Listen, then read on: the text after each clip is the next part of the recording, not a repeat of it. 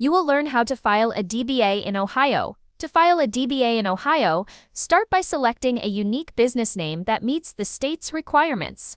Check the Ohio Secretary of State's website to ensure the name isn't already taken. Once you've confirmed availability, you'll need to complete Form 534A, which is the name registration form.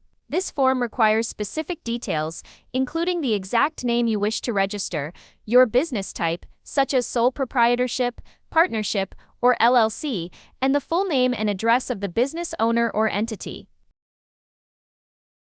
You'll also need to briefly describe the purpose of the business and indicate the county in which the business operates. Be sure all the information is accurate and consistent with any existing business filings you may have. After filling out the form, you can submit it online through the Ohio Business Central portal or mail it to the Secretary of State's office at the address provided on the form. You must include the $39 filing fee with your submission. Payment can be made online or by check if mailing. Once the form is submitted and approved, you'll receive confirmation from the Secretary of State that your DBA is officially registered.